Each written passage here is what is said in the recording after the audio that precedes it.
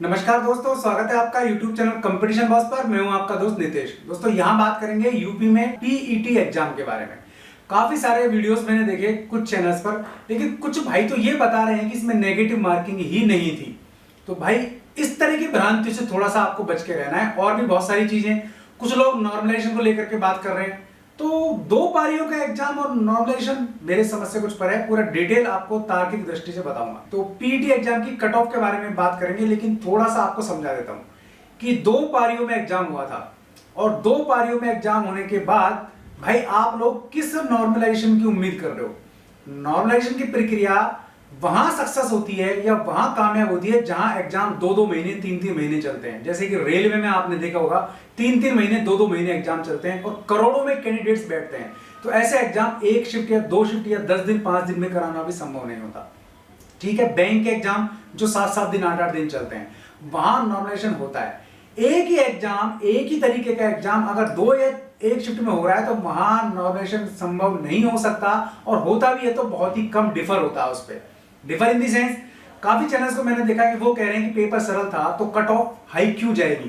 तो भाई एक चीज आपको बता देता हूं, हम वहां पेपर ही तो देने गए थे। पेपर सरल था तो हमने उनके क्वेश्चन सॉल्व भी किए हैं। अब जब सॉल्व किए हैं तो उसमें से सही भी होंगे। जब सही होंगे तो एग्जाम में जो परसेंटेज है डायरेक्ट सीधी सी बात है हाई जाएगी। क्वालिफाई एग्जाम हो सकता है ये, लेकिन क्वालिफाई एग्जाम में टेट में एग्जाम में एक बात बताता हूं आपको, यूपी टेट हो चाहे सी टेट हो और ये आपका पीटी है, दोनों ही एग्जाम क्वालिफाई है, नो डाउट इसमें दोनों एग्जाम क्वालिफाई है। लेकिन भाई दोनों में फर्क है।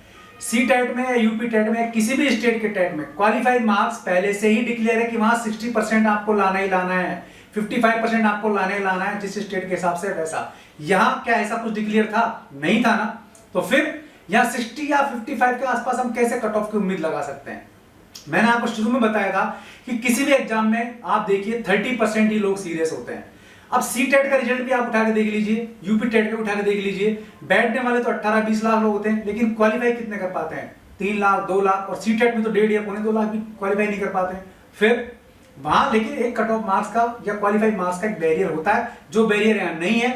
अब वो काफी सारे ऐसे भाई होंगे जो खुश हो रहे होंगे कुछ चैनल्स को देख करके कि मेरी 55 है 52 है, तो भाई कतई उम्मीद नहीं है इस चांस पे किसी भी कैटेगरी के सिलेक्शन की या किसी भी कैटेगरी के क्वालिफाई होने की। बात कड़वी जरूर है, भगवान करे कम कट ऑफ जाए और आपका सबका क्वालिफाई हो, लेकिन इतने बड़े एग्जाम में इतनी कम कट ऑफ इस तरीके के पेपर्स में बहुत ही कम संभव है।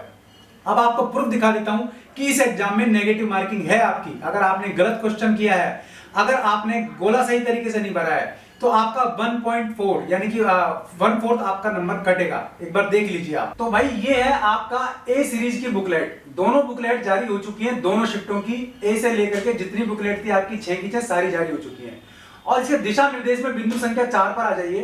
प्रत्येक प्रश्न का केवल एक ही उत्तर दीजिए। ओवर राइटिंग और एक से अधिक उत्तर देने की दशा में प्रश्न के उत्तर को गलत माना जाएगा और ऐसे प्रत्येक उत्तर के लिए 1/4 अंक काटा जाएगा। प्रश्न को अनुत्तरित छोड़ने पर 0 अंक दिया जाएगा। तो क्लियर है, नेगेटिव मार्किंग है। तो आप जो गलती करके आए होंगे ना, आपको खामियाजा भुगतना पड़ेगा। कुछ चैनल से बताया है कि भाई ये तो क्वालिफाई एग्जाम है। अब क्वालिफाई एग्जाम है तो इसमें नेगेटिव मार्किंग तो हो ही नहीं सकती। क्यों नहीं हो सकती भाई? इसमें लिखा हुआ है, साफ साफ लिखा हुआ है। इससे ज्यादा इंस्ट्रक्शन और कहां हम देखेंगे? तो इसलिए किसी भी तरीके से आपको घबराने की जरूरत नहीं है। जो कुछ आपने किया है वो सही है। अब केवल आपको आंसर की भी यहां जारी हो जाएगी, रिजल्ट का आपको वेट करना है। लेकिन आपको कट ऑफ के बारे में क्लियर बता देता हूं कि 65-70 से बीच अगर आपके हैं तो ही आप उम्मीद कर सकते हैं। इससे कम में उम्मीद आपको नहीं कर सकते आप किसी भी स्थिति में। इस स्तर के पेपर आए। नॉर्मलाइजेशन मैंने आपको बताया, नॉर्मलाइजेशन यहां सक्सेस नहीं होगा और जहां तक संभावना है होगा भी नहीं, क्योंकि 2 ही शिफ्ट में पेपर था। 1 डे एग्जाम है ये, नॉट 4 डे 2 डे या फिर 1 मंथ एग्जाम। ठीक है, तो यहां इसकी संभावना बहुत कम है। नॉर्मलाइजेशन तब होता है जब कम से कम भी 15, 20, 25 तरीके के पेपर्स आपके सामने हो, यानी कि इतने दिन एग्जाम चले और पर डे एग्जाम का अलग अलग पेपर होना सामान्य सी बात है। वहां नॉर्मलाइजेशन होता है। जहां मान लीजिए 2-3 क्वेश्चंस ऊपर नीचे हो रहे हैं, 1-2 क्वेश्चन ऊपर नीचे है, वहां तो ना तो पेपर का स्टेटस तय किया जा सकता है कि कठिन है कि टफ है, और ना इसमें नॉर्मलाइजेशन की जरूरत पड़ती है। तो ऐसी कोई संभावना यहां नजर नहीं आती। फिर भी कोई बात नहीं, हो सकता है। मैं फिर उम्मीद आपको ये करूंगा कि आपका कम पे सिलेक्शन हो, ऐसा बहुत अच्छा चांस अगर बने तो बहुत बहुत अच्छा। आप सभी को शुभकामनाएं। वीडियो जरूर थोड़ा सा कड़वा बना है इस बार, क्योंकि मुझे बनाना पड़ा, क्योंकि कुछ चैनल्स को मैंने देखा इस तरह की स्थितियों को बनाते हुए देखते हुए, क्योंकि काफी सारे भाई बहनों को उम्मीद जग जाती है इससे। लगता जरूर अच्छा है कि मेरा तो 50 या 50 सिलेक्शन हो जाएगा, कुछ दिन भाई खुशफहमी में रह सकते हो, बाद में प्रॉब्लम आती है। हो जाता है तो बहुत अच्छी बात है, लेकिन ऐसी संभावना नहीं होती इतने बड़े एग्जाम्स में। क्वालिफाई एग्जाम जरूर है, लेकिन क्वालिफाई मार्क्स क्लियर यहाँ नहीं है, पहले से डिसाइड नहीं है, तो जस्ट सीधी सी बात है, जो डिसाइड नहीं होता है तो इसका मतलब वो कुछ भी जा सकता है, अपर ही जा सकता है। टेट में क्या होता है 60%, तो 60% वाला भी क्वालिफाई है और 72 वाला भी क्वालिफाई है, लेकिन अब यहाँ कोई 72, 77, 75 लाएगा तो भाई 60 वाला क्वालिफाई नहीं होगा, सीधी सा सिस्टम होता है इसमें, ये चीज है। अब इससे फायदा ये होगा, आपको आगे क्या होना है, आगे होना ये है कि आपके आंसर की जारी होगी, आपका रिजल्ट जारी होगा, आपकी कट ऑफ जारी होगी, कैटेगरी वाइज कट ऑफ आती है इसमें, ठीक है, तो वो आपकी जारी होगी। फिर इसके बाद जो 25 या 40 हजार आपकी वैकेंसी आ रही है लेखपाल वगैरह की, उनमें आप जो सेकंड राउंड है सीधा अपियर हो पाएंगे।